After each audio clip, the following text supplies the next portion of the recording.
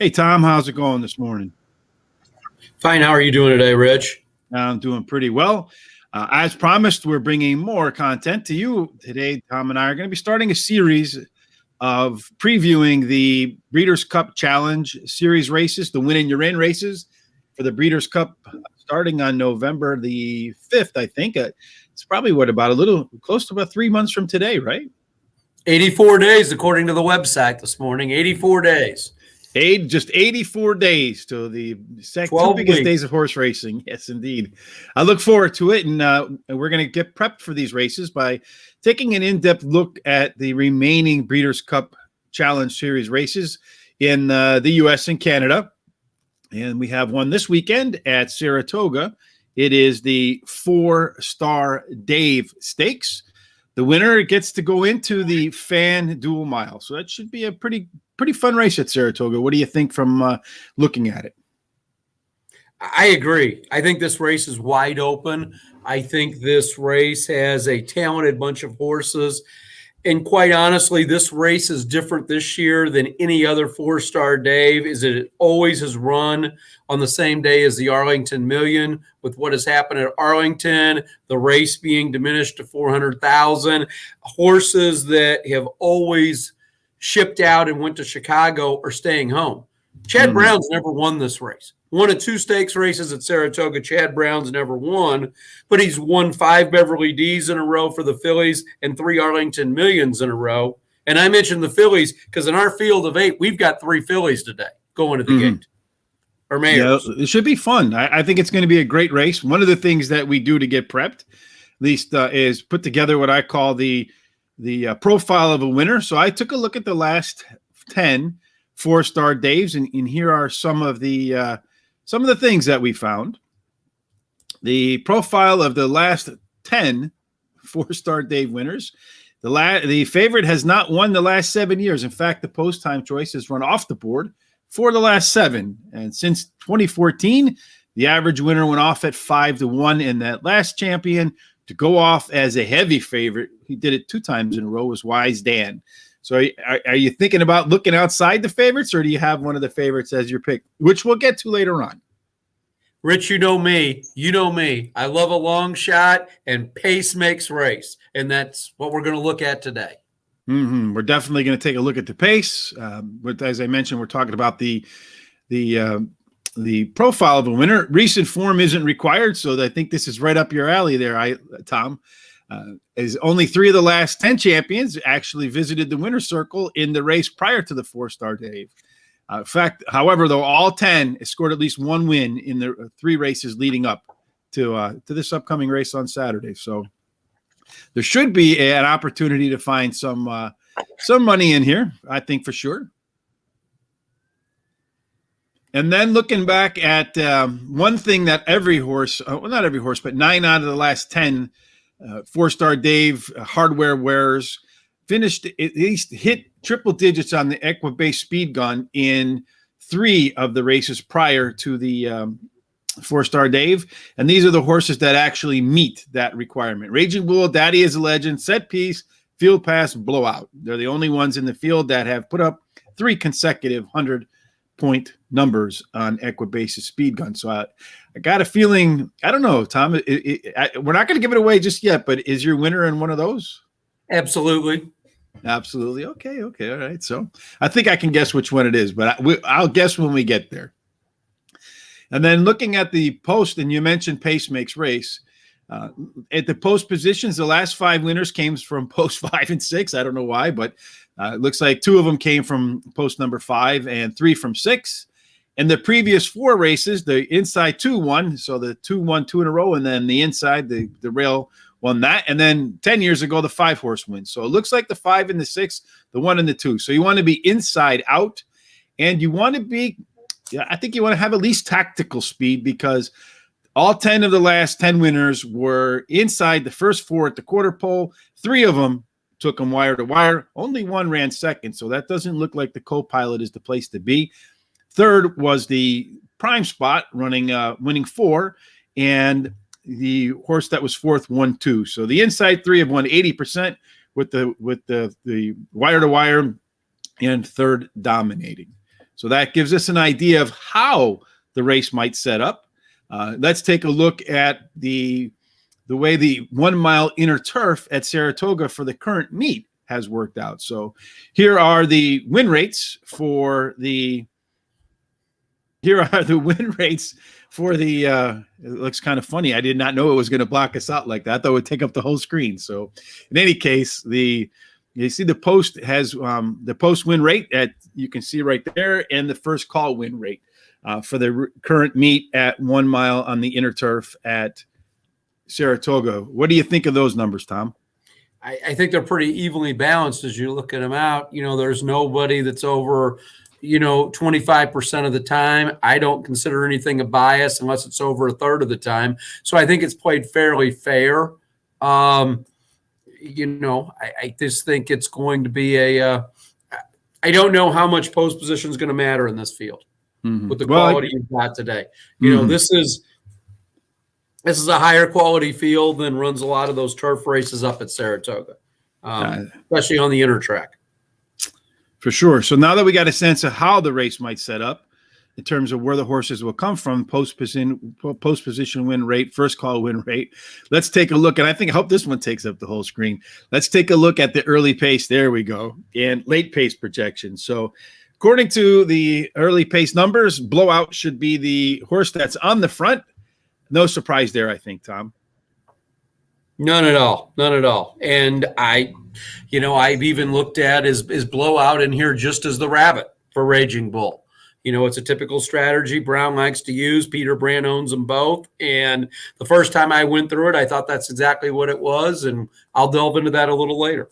All right. And then on the way home, it looks like Casa Creed and Set Piece will be the ones that are charging the latest. So they'll be in the back looking to make it from a worst to first if they want to make their way to the winner's circle. I don't doubt. I think you've got 3 horses in here that run a very similar closing style, and they're all equal. And in handicapping, I had to set those apart and look at those as you go.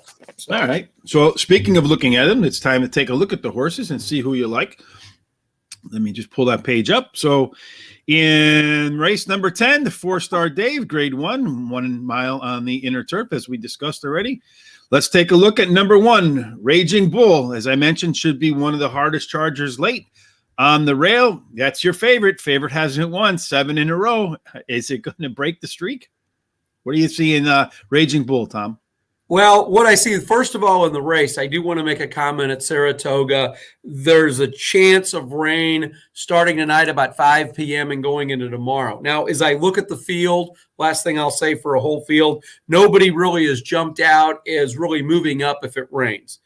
What I see about Raging Bull is I see this as a horse that gets his rabbit, but this horse really has changed since Chad Brown took the blinkers off last year, right before the Shadwell Turf Mile.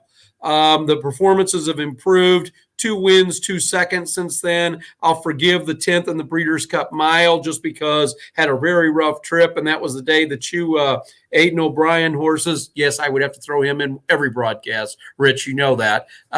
Did win and pull off the upset. But this horse, since Irad Ortiz has taken off his first and second, and he actually seems to run better without Lasix. It's really tough to find a chink in the armor of this horse and realize this is a handicap race. The racing secretary assigned him the high weight. So, everybody looks at this horse as the favorite, the way to go. In 19, this horse ran second. Last year, he had kind of a tough trip and ran 5th. He never got that move from the back of the pack. Mm-hmm.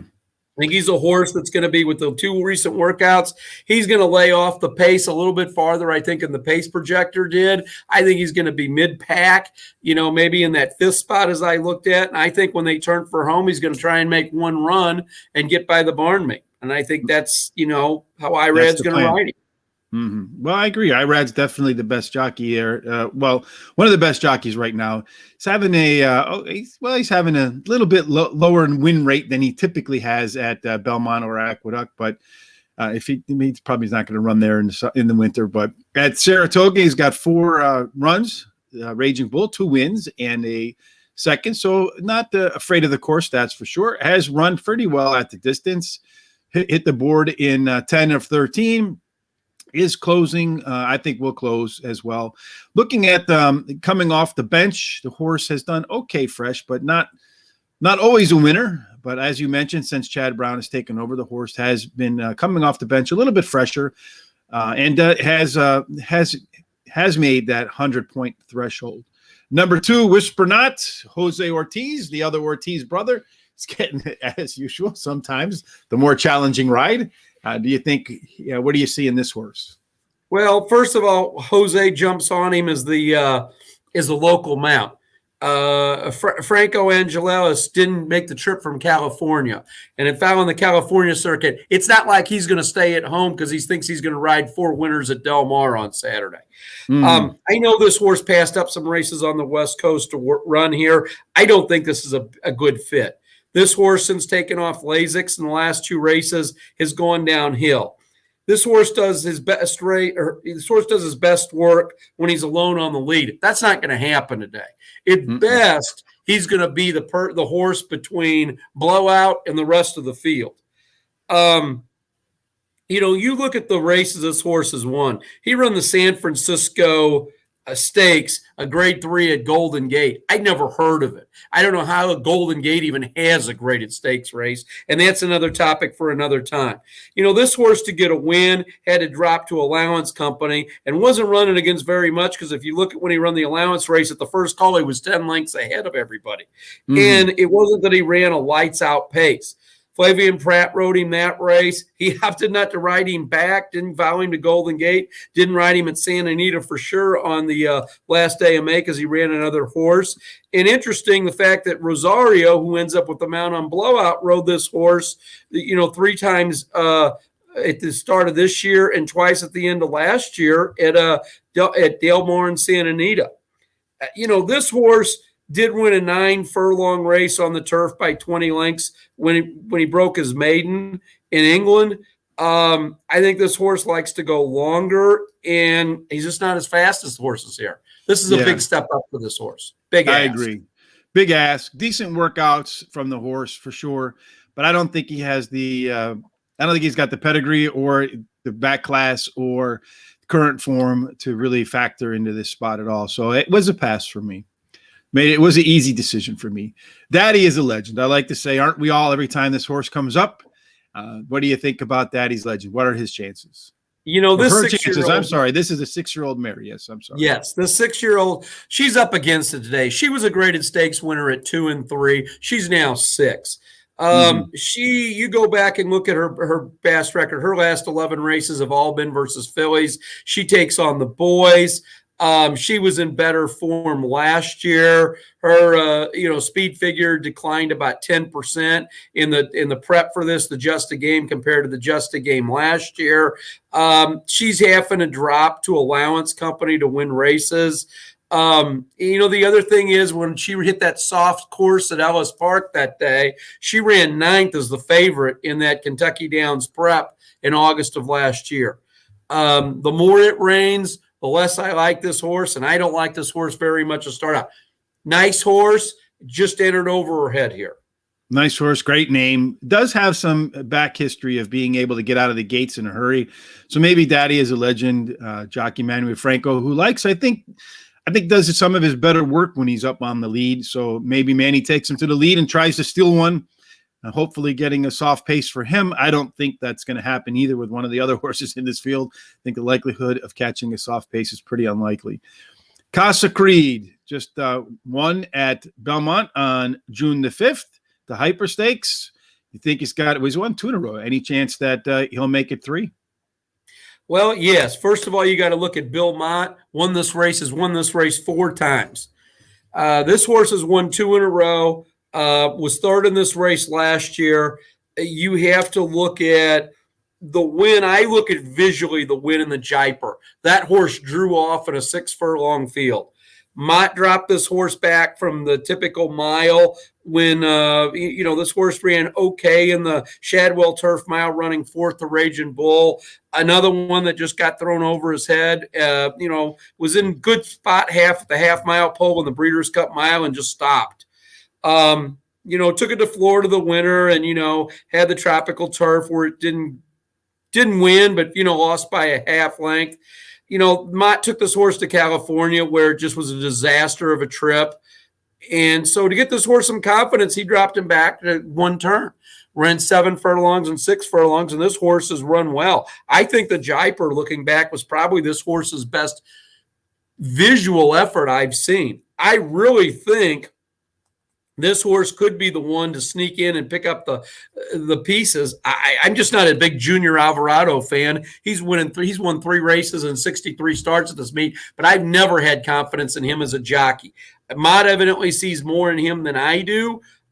This horse is always there, always right in it, and is one of those ones that him, Set Piece, and Raging Bull all look like the same horse to me. Which one do you like coming off the turn? Which one's going to be have the best one turn race? Well, looking at you mentioned Junior Alvarado struggling a little bit, and he's even struggled, I think, more in long-term turf races, longer routes on the turf. So I would be a little bit concerned about that as well. Has performance at Saratoga with a win and a third in 2 tries. One thing I do like is when a horse has come off a break, when they put a bullet on paper right before they're going to run. So Casa Creed managed to do that. I do think it's going to be, as we mentioned in the late pace projections, one of the strongest horses coming home. So Casa Creed, if Casa Creed is close to the pace early on, probably needs to be ahead of some of the other, I think, more horses that have raced against maybe a little better quality, if you will, and proven that they can go ahead and run past the leaders late. Now, and we'll talk about one of those right here, I think, with maybe Set Piece. Maybe hasn't run in as strong a quality of fields as Casa Creed. This horse looks to me like one that's on the improve. Do you agree? I do. First of all, I think making the switch from Talamo to Giroux fits this horse like a glove. He just is able to guide this horse through traffic. He moves his hands, the horse responds. He doesn't hit this horse very much if you watch the video of this horse's races. I just think this horse wants a little bit longer. He's stepping up in class today. The horses at Churchill this summer aren't the quality that he's going to face today at Saratoga. Takes a class jump. But if you look back at his thing, he might actually be a better polytrack horse than he is a turf horse. He's very versatile. This horse either wins or he's off the board. Not a lot of seconds and thirds, which I think shows the horse has a lot of heart. If he's in a duel, he's going to find a way to win it. But if he doesn't, he's not going to hit the board. Question as a handicapper you have to ask yourself is this horse Set Piece better than the 1 horse Raging Bull or the 4 horse Casa Creed? When you got to look at how this race is going to outline, they're going to want to all be in the same place. This horse is a little more agile than the other 2, but I just think this horse is a little lighter of foot in getting home. Mm-hmm. Well, one thing I got to say, the trainer's not done anything wrong at this week. We're winning races at a 40% clip, but of course, when you roll out essential quality and, horses like that, you're going to do fairly well. Yeah, you're going to spend a lot of time in the winner's circle. But one thing from our Players Edge podcast, when we have on guests, I bring this up over and over and over again, is Mike Smith says to make sure you pay attention to how a horse trains at a track, because how he trains is typically how he runs. And he said it's, more so evident at some tracks than others. But I'm looking at Set Piece's workouts at Saratoga. Last workout, a bullet, first of 74 at 4 furlongs. No, they're not sprinting, but the workout before that at Saratoga, again, 4 furlongs on a firm track, 3 of 64. Before that at Saratoga, a little bit of a probably easier workout, but again, 4 furlongs and 13 of 62. Needless to say, Set Piece is working very well across the Saratoga grass. I think his workouts tell you that he likes the track. I expect a big performance from Set Piece. Number 6, Got Stormy. Boy, I remember this horse being one that I loved. Does love a mile. It's won 9 of 19 at a mile. He's going to be back to a mile today after running 6 furlongs last out. Any chance for Got Stormy to regain some of her prior glory for Got Stormy? Oof. I don't think so. And look, I like Mark Casse. I think Mark Casse's an excellent horseman. I don't get this. I don't get this placement. I know you won the race in 19. I know you finished second in 20. But if you look back on this horse's year last year, and this horse always runs a big race at Saratoga in this race. But the trainer took the horse back to sprinting. Actually, not just sprinted, but did well enough sprinting that they put her in the Breeders' Cup turf sprint against the boys. Didn't run in the mile, didn't run in, another race, and then all of a sudden this year, you bring the horse back and yeah, she won a watered down Honey Fox, but, on Derby Day, really got shown against this horse when Blowout never could gain a step on Blowout. And actually Blowout pulled away going down the stretch. And then in the Jaipur, you would have thought this horse would have come back and done something. 6 furlongs going at Fairmont. No, I just think that Cassie's been ambitious. He's run this horse against the boys 5 of the last 10 races. But this is another one, I think, you go back and look at the horse. Since they took it off Lasix in February, the speed figures are down. I'm not going to say that's a direct correlation to Lasix. I think this horse at 6 has just seen better days. And I think if you want to run this horse in some turf sprints, I think that's where she kind of found her niche last year. And I don't know why the barn doesn't keep her in those turf sprints. That's a good question. Looking at the horse, seems to me that it is having declining form. Sometimes, as the other Tom on the show says, he was a horse owner as well. Sometimes when the lady horses get 5 or 6 years old, they just decide they're really not into racing anymore. And looking at her efforts so far in 2021, they're becoming more and more like that. Like they don't like. She's like, I've kind of had enough of this racing thing. Time to move on. She's going to have to improve big time. She does have some early speed, so it could be a part of the early pace. And another that might try to steal the race on lead, but I feel like you do. There's no chance that she's probably going to be able to keep pace with Blowout. So that's her best chance to win on the front. She's probably not going to get the front. So I think I'm going to pass again. I mean, the owners paid $2.75 million for this horse last November. They didn't buy this horse for almost $3 million, Rich, to put this horse in $500,000 races. I think the barn needs to figure out where they want to place this horse on Breeders' Cup's card. It's why it's in a win and you're in. If you win here, we'll get in. We get our expenses paid and wish her a good life, having plenty of babies that sell for high in the Keeneland yearling sale for years after that. Mm-hmm. Yeah, I don't think this is the spot either, though. Like you. Field Pass. She's gonna have to find another way in. Field Pass is a horse that's it's done pretty well. 3rd time off a layoff, a classic angle here. Saratoga, a win in a second in 3 tries, but doesn't look like it really has the early pace to keep up with the fast ones, and doesn't look like it has the late pace to hold off the strong late chargers. Do you agree? I agree entirely. I think Micromaker, who's just winning lights out on both coasts, has got this horse placed where he did, but not like he placed him last time. When he placed this horse in Pimlico, he was in a 4-horse field. This horse did not go straight to the front. This horse had to fight Ramsey's Solution all the way to the wire. Ramsey's Solution's 3 steps below these horses. This horse just doesn't fit in pace-wise, doesn't fit in talent-wise. His best speed figures on Polytrack, just not a good placement for this horse. And I really think the barn, it's been since July that this horse has run. We want to get a run in him. Let's put him in somewhere. If it runs, great. We'll qualify. We'll alter the schedule to prep for the Breeders' Cup, and we'll look for things down the road. Yeah, when you look too against Set Piece and Raging Bull, and 2 of his last 4 races, wasn't really close to either one of them at the finish wire. I don't think he'll be close to either one of them again at the finish line. Blowout this is probably your pace setter, I would say. You'll probably agree with me on that. Seems to like the distance, has 3 wins and 4 seconds. Any chance that this 5-year-old mare with Joel Rosario, who I feel like is better at riding horses that close than he is with horses that are up front. Maybe you differ with me on that, but just from watching, it seems to me every time I see Joel hit the finish line first, it's not on the lead, it's he's passing horses late. Well, usually that's how Joel wins races, but the one thing I'll say is he's been on the 1, the 2, the 3,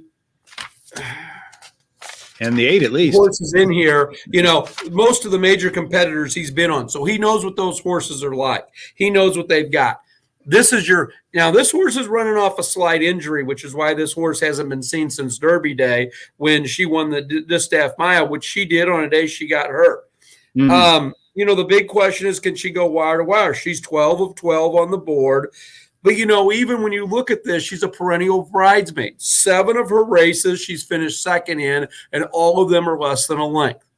Now, I think today this is an ideal setup. She's got nobody that's going to go with her. I think she's the forgotten angel in here, in that the owner put her in this race so it'd ensure a fast pace for the number 1 horse, Raging Bull. She's going to get loose on the lead, and I guess it's like the first Rocky movie.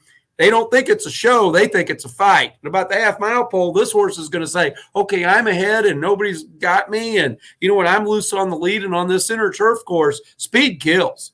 And she just could keep going. I agree. I think she's got a good shot to get to the front, stay in the front, and not ever have another horse pass her. As you mentioned, is no more than like a half a length from winning all of her last 10 starts. So the horse has been really, really close. I just feel like she will have a little bit of company because there's always a surprise that decides to go out to the front. No one is going to let her. Other trainers, jockeys, owners, they know the blowouts, the pace. I expect at least one of the higher priced horses to go ahead and push her to see if indeed they can at least to keep the pace honest. But I do expect that she'll be, as always, really close at the wire, making it interesting and have a chance to win. So now is that time, Tom. We've talked about every horse. We've talked about what a winner of the Fourstardave looks like for the last 10 years. We've talked about what the track bias, if there is any right now, at Saratoga looks like. Pace setup, the way projections are early pace, late pace, a little bit of analysis for every horse. Now it's time to make your pick. Who's going to win? Number 8, Blowout. She'll be loose on the lead and take her wire to wire. I like the 8 with the 4-1-5. You like the 8 with the 4-1-5. We agree on the same horses. I'm going to go at set piece, coming off a short rest with those incredible workouts at Saratoga. That tells me that this horse is going to be ready to go. I like Raging Bull here as to come in the second. Those two will be coming down the lane the hardest late. I think it'll be a duel between them, and they'll just get, as you've seen Blowout many, many times, they'll both just get by Blowout at the wire.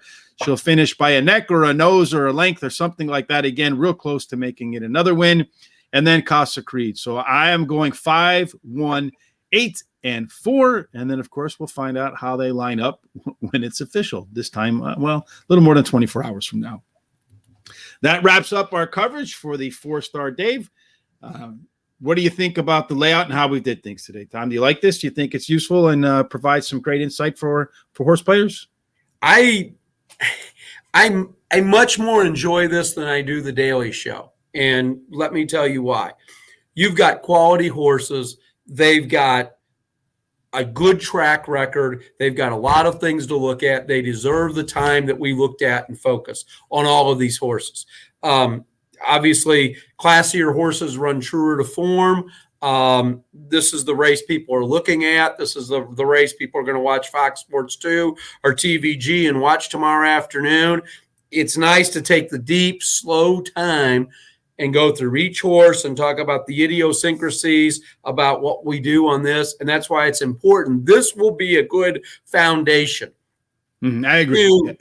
Our handicapping that we're going to take place after we eat our Halloween candy between the first 4 days of November.